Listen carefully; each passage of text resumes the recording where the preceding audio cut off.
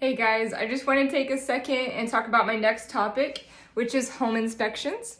So when you find a house that you love, usually we do a home inspection. It's actually pretty rare that somebody waives this, but some people do if they feel super confident in a home. I do not recommend this. I think that there's a lot of hidden things that just the normal person won't see, so it's best to get the experts in there and look at it for us.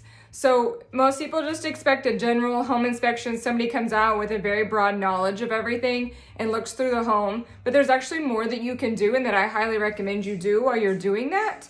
And the vendors that I use for home inspection, they add all of these services too if you would like them. So it's like a one-stop shop.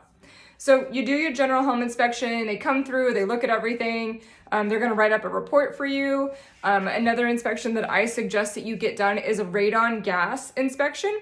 So here in Kansas, we do have radon gas, it's natural, it's in the ground, but if it's in your home in a high concentration, it's been known to cause cancer. So that's something that we wanna avoid. They'll bring in a machine and let it run for 2 days to test and see if your home has that. And if they do, there is a mitigation system that they can use. They hook it up and it stays there on the home and vents that air outside, and it doesn't stay just sitting inside your home that you're breathing. Another inspection that I highly recommend is a termite inspection. It's only $25, and they come out at the same time as your general home inspection, and they know what to look for to see if you have termites. And then the third one is a sewer scope. So that is where usually in the backyard, there'll be a pipe about this big that they can run their camera down and go all the way out to the main line and look for tree roots. We're gonna look for a collapsed pipe, any sort of clogs, anything that could be in there that needs to be cleaned out, because if your sewer is collapsed because maybe a truck drove through the backyard or something, that would be a very expensive repair for you to have to make. So that's why it's important to get one of those done as well. While they're doing the inspection, if they find other things that need further inspection, they will tell us so. So if they find that the roof is old, they might tell you to go and also get a roof inspection, a little more detailed one than what the handyman is going to do. And then of course, with any sort of foundation issues. So if we find a foundation issue, we might also want to do a structural engineer report. So that's not common. We don't do that a lot, but every now and then, especially in older homes, they can have some issues.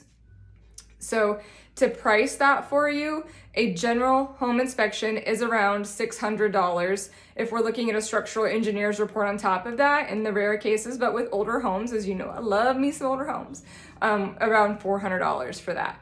So after we do our inspection, then we go right into the repair request where we're going to ask the seller to fix some of this stuff for us. And this is the hardest part. We're like renegotiating everything again when we get to this part. So in a hot market, sellers are not going to fix much. That's just how it is. If you're the first person to put an offer in and they've gone through this process and you ask for too much stuff, they'll just say no and they'll go back to the market and they'll say as is. So we have to be careful and we have to be thoughtful about what we ask for, because I do tell people that your home inspection, it's kind of like a maintenance list for the next couple of years that you're going to start working on and fixing these things. But there are some important things that we need to ask for. I do think radon gas or termite damage, sewers, things like that are pretty a big deal that, we don't know about. We didn't see that when we walked through the house. So it's important for us to be able to ask for those things that we couldn't have seen.